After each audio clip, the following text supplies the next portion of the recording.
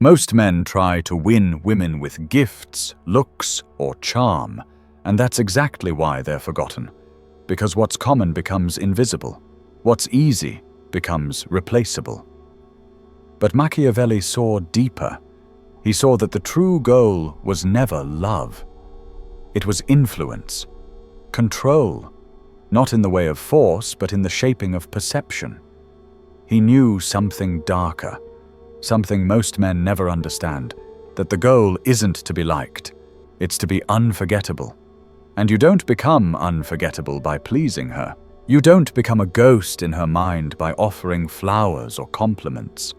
You do it by controlling what she feels when you're gone.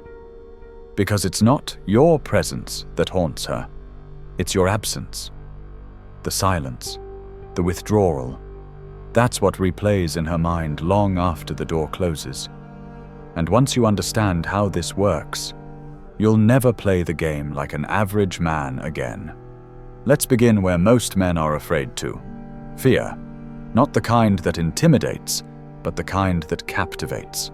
There's a quote Machiavelli once wrote that most men ignore, not because it's wrong, but because it's uncomfortable. It is much safer to be feared than loved. At first it sounds cruel, inhuman, like something only villains would believe. But watch how people behave. Watch how women move around certain men. And suddenly, that sentence makes terrifying sense. Love is warm, it's comforting, but it's also soft, predictable. When it's always there, always available, it loses its weight. It becomes background noise. Safe? Yes, but also forgettable. And that's where most men collapse. They believe that if they give more, show more, open up more, they'll be cherished. But what really happens? She stops feeling it, because what's always given without demand holds no power. Now enter fear, not the abusive kind, not yelling, not threats. That's weakness pretending to be power, and women can smell it from miles away. Real fear, the kind that creates respect, comes from one thing: boundaries. A man with boundaries so clear, so firm, she feels them without him saying a single word. He doesn't need to argue. He doesn't need to beg. He doesn't need to explain. He simply steps back. He lets silence do what noise never could. That silence? It hits harder than any outburst. Because when a woman realizes you won't break your own rules to keep her, the game changes. She feels it. That if she crosses your standards, she doesn't get a warning. She gets your absence. And suddenly, the man she thought she had control over disappears into mystery. That's when attraction turns to obsession. Not because you gave her more, but because you were willing to give nothing when your values were crossed. And here's the deeper truth. Most women aren't obsessed with being loved. They're obsessed with the man who doesn't need their love to feel complete. That's why they chase the one who walks away. That's why they respect the one who doesn't fold. That's why they keep thinking about the one who never begged. He wasn't cruel. He wasn't cold. He was just unshakable, unavailable to manipulation. And that, more than charm, creates desire. Machiavelli never said love was useless. He said love without fear is lazy, weak, replaceable. But when she knows, truly knows, that she could lose you for real, she pays attention. And you won't have to fight for her focus ever again, because she'll be the one chasing. She'll be the one adjusting, not because of fear of harm, but fear of losing a man she cannot control. But to reach that level of influence, you must master something even more difficult than fear: the image. Machiavelli once said, "It is not necessary to be good. It is necessary to appear good." That one sentence tears apart the fantasy most men are raised with. From childhood, you're told, if you're kind, loyal, honest, respectful, people will value you. Women will love you. But that's a lie, because the world doesn't respond to truth. It responds to what feels true. Perception is the game. You can have integrity, you can have purpose, you can even have wisdom. But if you show up with weak posture, anxious energy, unsteady tone, no one will feel your worth, especially not her. Because female attraction doesn't begin with what you are. It begins with what you signal. She's not analyzing your resume. She's absorbing your energy, how you speak, how you walk, how you react under pressure. And that's where your image becomes your weapon. This isn't about lying. It's about framing, about choosing the version of yourself that triggers the right emotion at the right time. Humans don't respond to facts. They respond to frames. And if you don't control how you're perceived, someone else, her insecurities, her past, her doubts, will define you before you ever speak a word. So when you feel uncertain, stand like a man who's unshakable. When you feel fire rise, speak like the man who owns the flame. When you want to chase, do nothing. Let her come toward you, because stillness is magnetic. Mystery is addictive. Let her see only 80% of who you are. Leave the rest behind your eyes. Let her imagination do the work. Because what the mind imagines, it craves. What it fully understands, it discards. This is how obsession begins. Not with gifts, not with compliments, but with silence, with restraint, with the refusal to explain yourself. Most men overshare. They try to prove, they try to be understood, and in doing so they become obvious, predictable, easy to read, and easy to forget. But when you learn to shape your image, to carry presence instead of performance, you stop chasing attention and start commanding it. Because in a world ruled by perception, image isn't everything. It's the only thing. But even the perfect image will be tested. Every woman, at some point, will try to crack it. She won't do it to hurt you.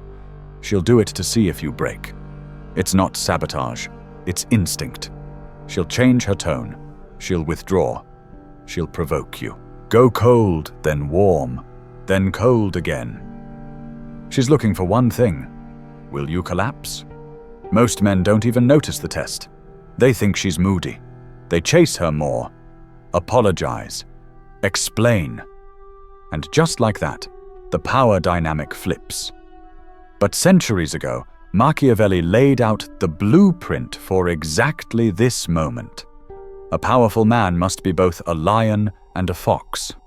The lion represents power. He doesn't flinch. He doesn't explain. His silence draws lines no words ever could. The fox? Intelligence. He watches. He waits. He never takes the bait. He sees the game and plays only when the moment is clean.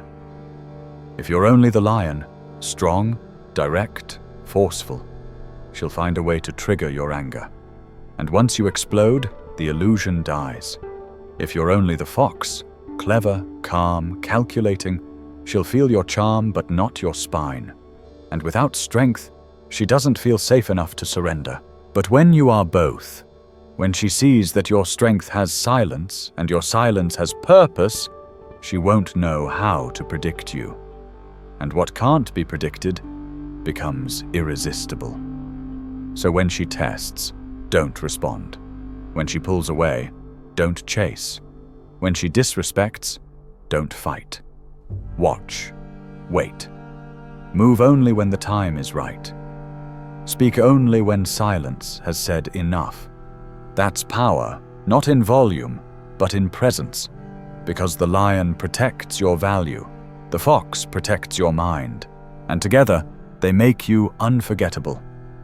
Control isn't about force, it's about contrast. And the deepest form of psychological control doesn't begin with confrontation. It begins with quiet division, not between you and her, but within her. The moment a woman becomes internally conflicted, is the moment your influence begins. Because once doubt is seeded, it grows in silence. She won't fight you. She'll fight herself. Machiavelli's oldest law of power was simple: divide and conquer. But this isn't just about politics or war. It applies in every subtle moment of human interaction, especially in attraction. Because a woman who feels certain about you is in control. Her story is stable.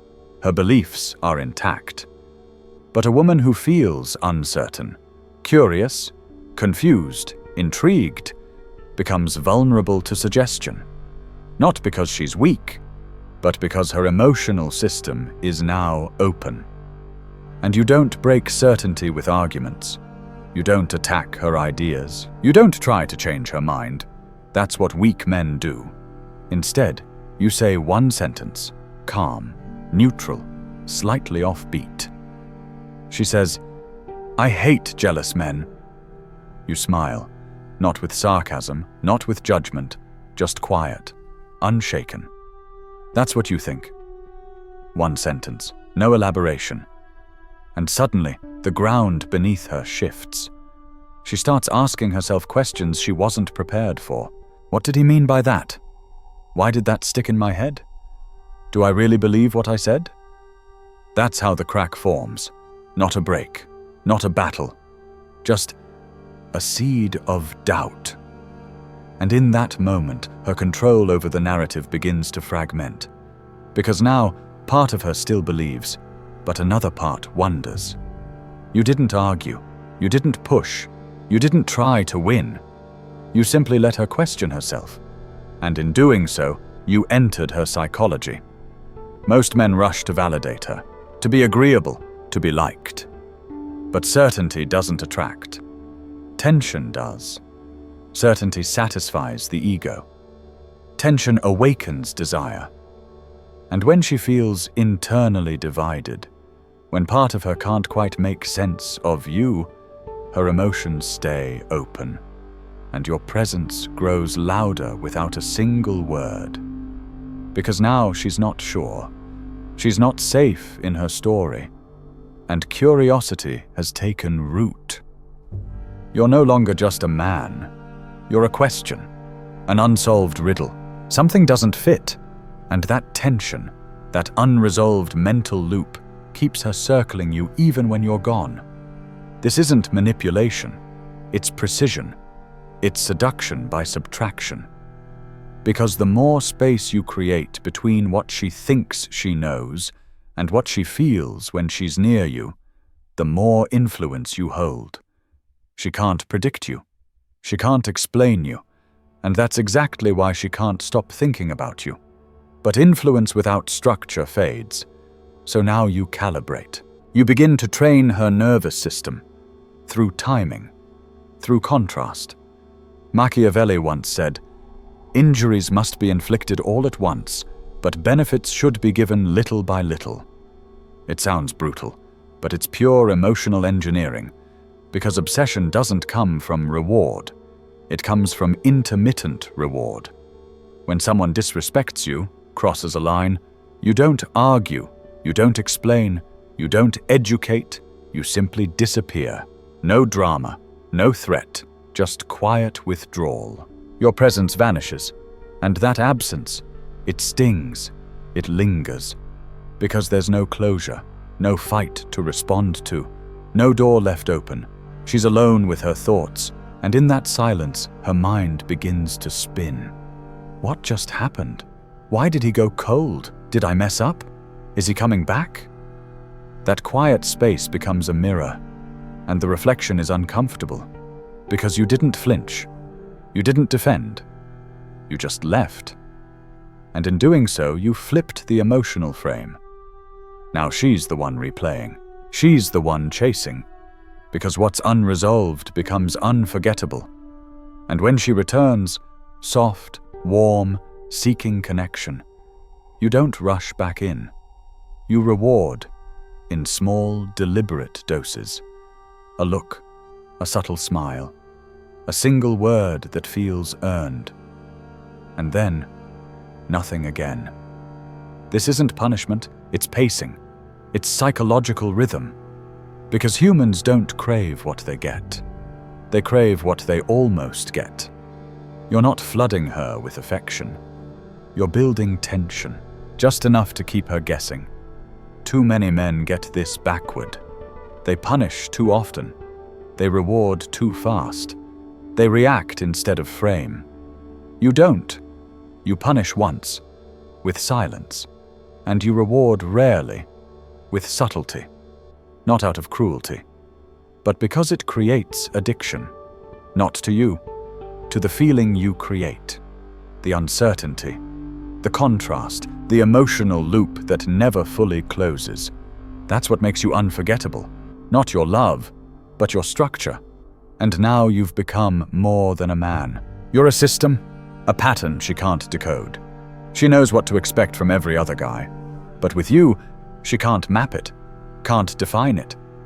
So she keeps coming back, not for comfort, but for the feeling that no one else gives her. The feeling of being seen, tested, stirred. And this is where precision becomes lethal. Because now, you watch. Not her face, not her curves, her behavior. While most men stare with desire, you observe with silence. You track how she speaks when she's with someone she respects versus someone she controls. You notice the flicker in her voice, the shift in posture, the fake laugh she thinks hides her boredom. You see the moment when the act drops, when her performance fades, and her real self leaks through. That's when you strike. Not with aggression, not with validation, but with truth. One line, calm, neutral, no smile. You laugh, but it doesn't feel real. Or, you speak differently when he's around. No insult, no praise, just precision, and suddenly her world tilts. Not because you hurt her, but because you saw her. You didn't ask for her mask. You didn't try to win her image. You pierced it, without force, without approval seeking. And that's what leaves a mark.